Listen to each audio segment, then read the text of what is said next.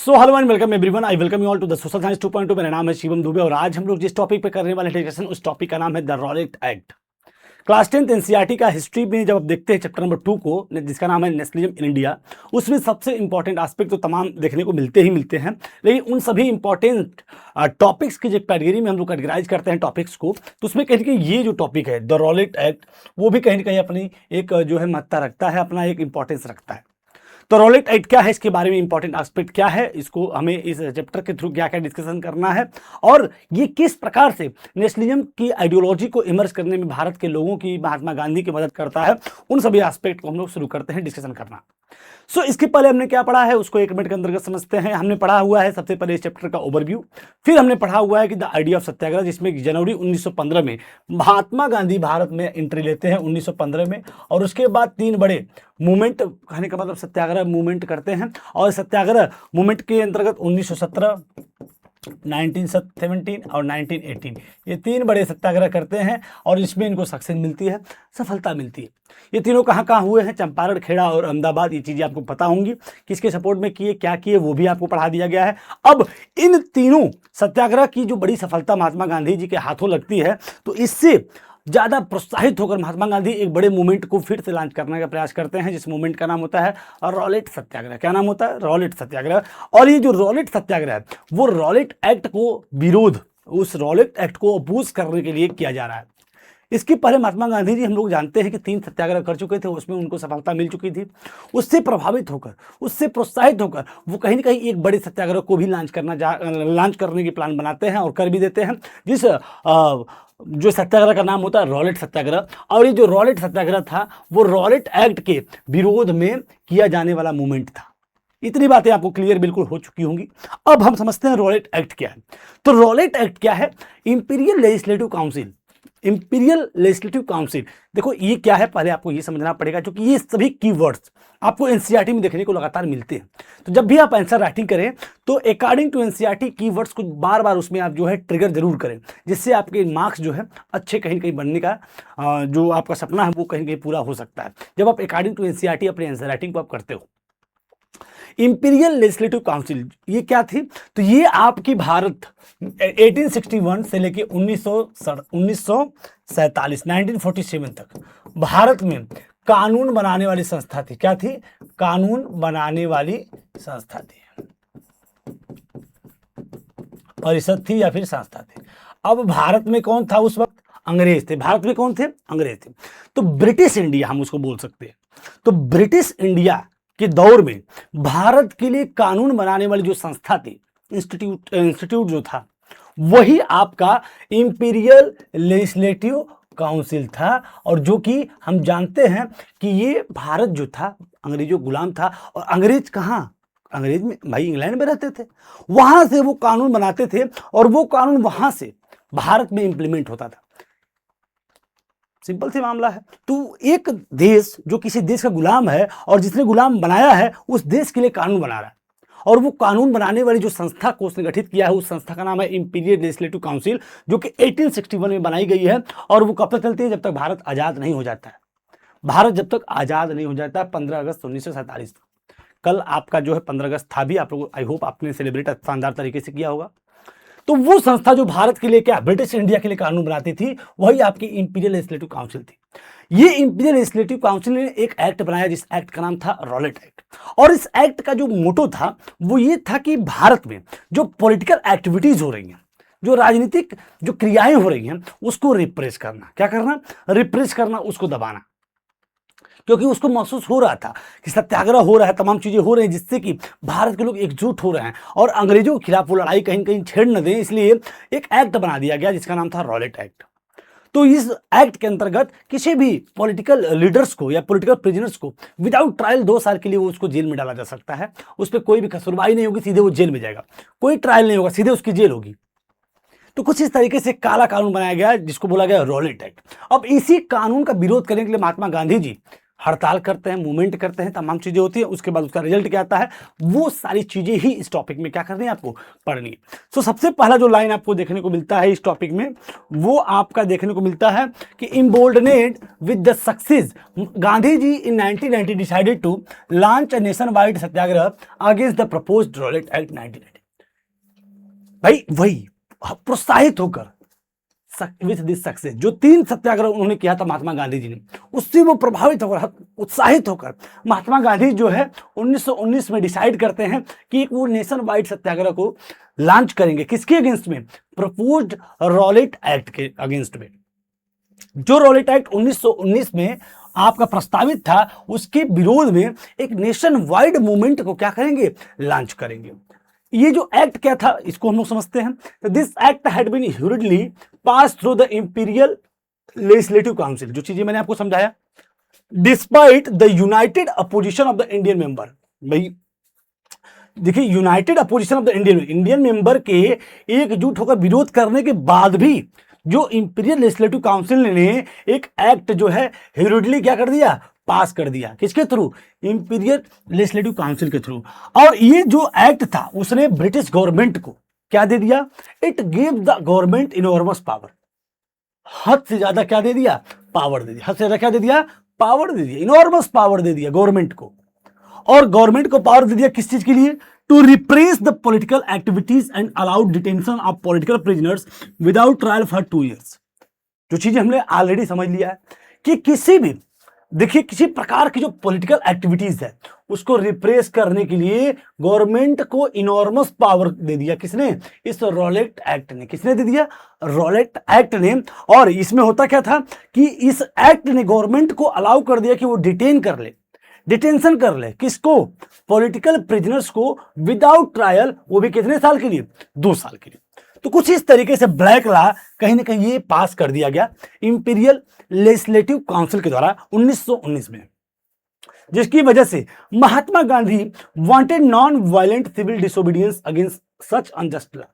इस प्रकार की जो अनजस्ट लॉ था, ये जो अन्यायपूर्ण जो कानून बना था, इसके अगेंस्ट में महात्मा गांधी जी क्या चाहते थे? नॉन वायलेंट सिविल डिसोबीडियंस, यानी कि अहिंसा के रास्ते पर चलते हुए, यानी अहिंसात्मक रूप से, मतलब हिंसा हमको नहीं कर रही है, अहिंसात्मक रूप से हम लोग सविनय अवज्ञा करेंगे। क्या करेंगे? सविनय अवज्ञा करेंगे ऐसे अन्यायपूर्ण कानून के खिलाफ। And which would start with the हड़ताल ऑन 6 अप्रैल, जिसको वो स्टार्ट भी कर देते हैं 6 अप्रैल 1919 को, और वो भी हड़ताल के माध्यम से। किसके माध्यम से? हड़ताल के माध्यम से ये आपकी कार्रवाई शुरू हो गई धीरे धीरे। यानी कि कानून क्या है? पास कर दिया गया, ठीक है। इसमें क्या होता था, इसके बाद महात्मा गांधी जी ने क्या करना शुरू किया, वो सारी चीजें हमने देख लिया। अब मूवमेंट आपका महात्मा गांधी ने शुरू कर दिया। भाई अब हमको रॉलेट एक्ट के विरोध में रॉलेट सत्याग्रह करना है। क्या करना है? रॉलेट सत्याग्रह करना है। क्या करना है? रॉलेट सत्याग्रह। जिसकी वजह से rallies were organised in various cities, अलग अलग शहरों में रैली को क्या कर दिया? रैली शुरू हो गई। Workers went on strike, workers जो है स्ट्राइक पे जाना शुरू कर दिए। Railway workshops and shops and close down, तमाम दुकानें लोग बंद करना शुरू कर दिए। रेलवे पर लोग, वर्कर जो हैं स्ट्राइक पे जाना लगे। वर्कर्स मतलब शहरों में ये सारी एक्टिविटीज होने लगी, लोग हड़ताल पे जाने लगे, रैली करने लगे, तमाम चीजें होने लगी। Alarmed by the popular upsurge and scared that the lines of communication such as the railway and telegraph would be disrupted. भाई क्या, अब देखिए, कहीं ना कहीं कम्युनिकेशन, जो संचार की जो व्यवस्थाएं, भाई ब्रिटिश गवर्नमेंट संचार, हाँ आज भी कोई गवर्नमेंट है तो संचार के माध्यम से ही तो कनेक्टेड रहती है। तो वही चीज लिखा है कि alarm by the popular upsurge and scared that line of communication such as the railway and telegraph. Railway और टेलीग्राफ के मतलब कम्युनिकेशन के डिसरप्ट होने के डर से कहीं ना कहीं the British administration decided to clamp down on nationalist. British जो गवर्नमेंट थी उसको लगा कि कहीं ना कहीं ये रेलवे को, टेलीग्राफ को और कम्युनिकेशन सिस्टम को डिसरप्ट कर देंगे। इसके लिए वो क्लैंप डाउन, यानी घुटनों पर लाने के लिए, किस पे लाने के लिए? घुटनों पर लाने के लिए। किसको? नेशनलिस्ट को, राष्ट्रवादियों को, जो आंदोलनकारी हैं, प्रदर्शनकारी हैं, उनको घुटनों पर लाने के लिए जो ब्रिटिश एडमिनिस्ट्रेशन है वो decided to clamp down on nationalist, उनको क्लैंप डाउन करने का प्रयास करना शुरू कर देती। होता क्या है इसमें कि जो लोकल लीडर्स रहते हैं, पिकेट्स अप फ्रॉम अमृतसर, वो अमृतसर से उनको उठाना शुरू कर देते हैं, गिरफ्तार करना शुरू कर देते हैं। And Mahatma Gandhi was Baird from entering Delhi, और महात्मा गांधी को भारत में, अरे क्या बोलते हैं, दिल्ली में एंटर करने से रोक दिया गया। लोकल लीडर्स को अरेस्ट करना शुरू कर देते हैं, महात्मा गांधी को दिल्ली में घुसने से रोक देते हैं। और 10 April, on 10 April the police in Amritsar fired upon a peaceful procession. एक पीसफुल प्रोसेशन चल रहा था अमृतसर में, शांतिपूर्ण तरीके से आंदोलन चल रहा था, जुलूस निकल रहा था, प्रोसेशन चल रहा था। वहां पे 10 अप्रैल को पुलिस ने उस प्रोसेशन पे क्या कर दिया, फायर्ड कर दिया। क्या कर दिया, फायर्ड कर दिया, फायरिंग कर दिया, मतलब उस पर गोली चलवा दी। Provoking widespread attack on banks, post office and railway station, जिसकी वजह से भीड़ उग्र हो जाती है और वो पोस्ट ऑफिस पे, बैंक्स पे, रेलवे स्टेशन पे अटैक करना क्या कर देती है, शुरू कर देती है। और ये ही कहीं ना कहीं उनका अंग्रेजों का मोटो भी था। शांतिपूर्ण तरीके से अमृतसर में जुलूस चल रहा है, उस पर गोली चलवा दी 10 अप्रैल को। 6 अप्रैल को महात्मा गांधी हड़ताल करते हैं। 10 अप्रैल को भाई आप जो है एक प्रोसेशन निकाल रहे थे जिसपे जो है वो गोली चलवा देते हैं, और गोली चलवाते हैं तो भीड़ भी उग्र हो जाती है और वो भी कहीं ना कहीं बैंक्स पे, पोस्ट ऑफिस पे, रेलवे पे अटैक करना शुरू कर देती है, जिसकी वजह से martial law was imposed and general Dyer to command. भाई जनता और गवर्नमेंट के बीच में संघर्ष शुरू होता है, इसकी वजह से मार्शल लॉ, जिसको कर्फ्यू बोलते हैं आज के समय में, वो इंपोज कर दिया जाता है मार्शल लॉ, और इसकी कमांड जो है जनरल डायर को दे दी जाती है। ये जनरल डायर बड़ा वही क्रूर आदमी है जो जलियांवाला बाग मैसेकर का जो है रिस्पॉन्सिबल व्यक्ति होता है। जलियांवाला बाग हत्याकांड का जो सबसे जिम्मेदार व्यक्ति है वो कहीं ना कहीं जनरल डायर है, जिसकी वजह से सैकड़ों हजारों लोगों की मृत्यु हो जाती है बड़े ही दर्दनाक तरीके से। तो वो मार्शल लॉ इंपोज कर दिया जाता है जब जनता और सरकार के बीच में क्लैश शुरू होता है, और जब इसकी सूचना मतलब गवर्नमेंट को मिलती है तो वो मार्शल लॉ लगाती है और इसकी जो है कमांड जनरल डायर को दे दी जाती है। यानी कि हम जो है समझ गए कहानी अब आगे क्या मोड़ लेने वाली है। जनरल डायर क्या करता है, वो on 13 April the infamous Jallianwala Bagh incident took place. 13 अप्रैल को जो इनफेमस, कुख्यात जिसको बोलते हैं, विख्यात नहीं बल्कि कुख्यात, जो जलियांवाला बाग हत्याकांड था वो कहीं ना कहीं हुआ था। उसमें हुआ क्या था कि इस दिन a large crowd gathered in the enclosed ground of Jallianwala Bagh. एक बड़ी संख्या में लोग जो है, जलियांवाला बाग एक जगह है अमृतसर में जहां पे लोग गैदर्ड हुए थे, इकट्ठा हुए थे। कुछ लोग क्यों इकट्ठा हुए थे, प्रोटेस्ट करने के लिए against the government new repressive measure. ये जो रॉलेट एक्ट है इसका विरोध करने के लिए कुछ लोग इकट्ठा हुए थे, और कुछ लोग other had comes to attend the annual Baisakhi fair. कुछ लोग जो वार्षिक जो बैसाखी मेला होता है, भाई आप जानते हो बैसाखी जो त्योहार है उसको सेलिब्रेट करने के लिए जलियांवाला बाग में इकट्ठा हुए थे। Bring from outside the city many villagers were unaware of the martial law that had been imposed. देखिए जो जलियांवाला बाग का जो लोकेशन था वो शहर थोड़ा सा दूर था। शहर से दूर होने की वजह से जो लोग इकट्ठा हुए थे, जो विलेज से लोग आए थे, वो अनअवेयर थे। उनको पता नहीं था कि कुछ ऐसा कानून लगा हुआ है, मार्शल लॉ लगा हुआ है, इसके बारे में वो अनअवेयर थे, उनको जानकारी नहीं थी।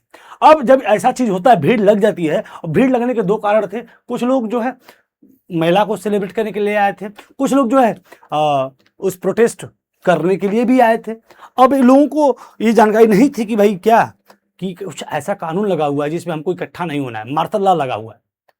और जब इसकी सूचना मिलती है जनरल डायर को कि वहां भीड़ लगी हुई है, वो उस क्षेत्र में एंटर करता है और ब्लॉक द एग्जिट पॉइंट। जितने भी एग्जिट पॉइंट होते हैं भाई, जितने भी एग्जिट पॉइंट हैं, मान लीजिए 1 2 3 ये आपके बंद है और इधर से आपका गेट लगा हुआ है, इस एग्जिट पॉइंट को क्या कर देता है, ब्लॉक कर देता है। क्या कर देता है, ब्लॉक कर देता है। और open fire on the crowd killing hundreds, और पूरी भीड़ पे गोली चलवा देता है, जिसमें सैकड़ों लोग क्या होते हैं, मारे जाते हैं। पूरी भीड़ के ऊपर एक तरफ से देखिए, अगर ये पूरी भीड़ यहाँ पे इकट्ठा है और एक तरफ से गेट है और उस एग्जिट को क्लोज करवा देता है, और एक तरफ से दरवाजा खोल के पूरे सैनिकों को खड़ा कर देता है और गोली चलवा देता है। सैकड़ों लोग मरना ही मरना है। कितनी दर्दनाक मृत्यु हुई लोगों की, तमाम चीजें, घटनाएं आप गूगल पर सर्च करके देख सकते हो कि क्या उस दिन क्या भयावह घटना घटी थी जलियांवाला बाग, जो इसको मैसेकर के नाम से हम लोग जानते हैं, या जलियांवाला बाग हत्याकांड के नाम से हम लोग जानते हैं। हिज ऑब्जेक्ट बाद में वो क्लियर करता है कि as he declare later was to produce a moral effect. वो ऐसा क्यों किया, लोगों पे नैतिक दबाव, नैतिक प्रभाव बनाने के लिए कि लोग डर जाएं ब्रिटिश गवर्नमेंट से। उसने बाद में जनरल डायर ने बताया कि मैं ऐसा क्यों करवाया, तो लोगों पे दबाव बनाने के लिए, नैतिक प्रभाव बनाने के लिए उसने ऐसा करवाया। To create in the minds of Satyagraha feeling to terror and wave, लोगों के अंदर टेरर और आ जाए, लोगों के अंदर भय आ जाए। उसने बाद में जनरल डायर ने ये डिक्लेयर किया कि भाई मैंने ऐसा किया क्यों, तो मैंने ऐसा इसलिए किया कि लोग डरें और आगे से गवर्नमेंट की किसी भी पॉलिसीज का विरोध न करें। So as the new Jallianwala Bagh spread, crowd took to street in many north Indian towns. भाई नॉर्थ इंडिया जो उत्तर भारत के क्षेत्र की बात करें, वहां पे जैसे ही खबरें ये पहुंचती हैं तो लोग जो है सड़कों पे उतरना शुरू कर देते हैं एंड देयर वर स्ट्राइक शुरू हो जाती है, क्लैश शुरू हो जाता है। किसके साथ? पुलिस के साथ। अटैक ऑन गवर्नमेंट बिल्डिंग, लोग जो है गवर्नमेंट की बिल्डिंग पे, ब्रिटिश गवर्नमेंट की बिल्डिंग पे अटैक करना शुरू कर देते हैं। और गवर्नमेंट भी कैसे रिस्पॉन्ड करती है? विद द ब्रूटल रिप्रेशन, बड़े ही क्रूरता के साथ। इस जैसे जलियांवाला बाग हत्याकांड हुआ, इसकी खबर जब नॉर्थ इंडिया में फैलती है तो लोग सड़कों पर उतर जाते हैं, गवर्नमेंट की सभी इंस्टीट्यूट पे अटैक करना शुरू कर देते हैं। गवर्नमेंट और जनता के बीच में बड़ा ही लंबा क्लैश शुरू हो जाता है और इसको रिप्रेस करने के लिए जो गवर्नमेंट है बड़ा ही ब्रूटल रिप्रेशन करती है, क्रूरता के साथ इसको दमन करना चाहती है, जिसमें कि seeking to humiliate and terrorise people, लोगों को अपमानित करने के लिए, भयभीत करने के लिए क्या करती है वो satyagrahis were forced to rub their nose on the ground. जो सत्याग्रही थे उनको पकड़ते थे और जमीन पर नाक रगड़वाते थे। क्या करवाते थे? रब their nose on the ground, यानी जमीन पर नाक रगड़वा के चलाते थे। And crawl on the street, और गलियों में लोग कैसे चलेंगे? चलते हुए, रेंगते हुए चलेंगे, कोई चलेगा नहीं, ऐसी व्यवस्था बनाते हैं कि कोई चलेगा ही नहीं, लोग रेंगते हुए चलेंगे और नाक रगड़ेंगे। सत्याग्रही जितने होंगे जमीन पर नाक रगड़ कर चलेंगे, कुछ इस तरीके से व्यवस्था बनाए। एंड डू सलाम, और सलामी देंगे। क्या देंगे? सलाम देंगे। किसको देंगे? सैल्यूट करेंगे। किसके? टू ऑल साइड्स, जितने भी ब्रिटिश पुलिस होंगे सबको क्या करेंगे? वो सलाम करेंगे। कौन? सत्याग्रही और जो इंडियन पीपल्स होंगे। And peoples were flogged into the village around Gujranwala in Punjab, now in Pakistan. जो एक गांव था जिसका नाम था गुजरानवाला, जो कि पंजाब में पड़ता है, अभी इस समय वो पाकिस्तान में है। उस गांव के ऊपर बॉम्बिंग भी किया गया था, बम भी गिराया गया था अंग्रेजों के द्वारा। तो सोचो जलियांवाला बाग इंसिडेंट के बाद जब लोग विरोध करना शुरू करते हैं तो कितना क्रूरता के साथ ब्रिटिश गवर्नमेंट उसको क्या करना शुरू कर देती है? रिप्रेस करने का प्रयास शुरू कर देती है, जिसमें कि सभी सत्याग्रही को नाक रगड़ने पर मजबूत कर देते हैं जमीन पर। इसके बाद लोगों को क्लैंप डाउन कर देते हैं, रेंगते हुए गली में चलने का आदेश जारी कर देते हैं। और साथ ही साथ एक गांव था जिसको पंजाब में एक गांव था गुजरानवाला, जो कि इस समय पाकिस्तान में है, उस गांव के ऊपर बॉम्बिंग भी किया गया था, बम भी गिराया गया था। सो seeing violence spread, Mahatma Gandhi call of the movement. जब महात्मा गांधी इस तरीके से देखते हैं कि जो हम रॉलेट सत्याग्रह कर रहे हैं, इस सत्याग्रह में हिंसा हो गई और इतना तरीके से जनता और सरकारें आपस में लड़ रही हैं, तो उसको तुरंत वो कॉल ऑफ कर लेते हैं और रॉलेट सत्याग्रह को फाइनली महात्मा गांधी जी ड्रॉबैक कर लेते हैं, बंद कर देते हैं। तो ये पूरी कहानी थी जलियांवाला बाग इंसिडेंट की और साथ ही साथ रॉलेट सत्याग्रह की। किसकी थी? रॉलेट सत्याग्रह की, जिसको आपने आई होप समझ लिया होगा। अगले सेशन में हम लोग पढ़ेंगे कि अब इसके बाद महात्मा गांधी जी सोचते हैं कि अब मुझको किसी बड़े, ऐसा नहीं कि वो हार मानते हैं, अब वो सोचते हैं कि कैसे मैं एक बड़ा मूवमेंट लॉन्च करूं जिसमें हिंदू और मुस्लिम सबको एक साथ लेकर एक नेशन वाइड स्प्रेड बड़ा मूवमेंट मैं लॉन्च करूं, जिससे कि अंग्रेजों के अंदर अब डर पैदा हो। उसके लिए महात्मा गांधी अब क्या करेंगे उसको हम लोग पढ़ेंगे नेक्स्ट एपिसोड में। फिलहाल आज के सेशन में इतना ही। आई होप आपने आज का सेशन एंजॉय किया होगा। इसी सेशन को हम लोग साइन अप करते हैं। Thank you everyone. पढ़ते रहिए, मस्त रहिए। Thank you everyone.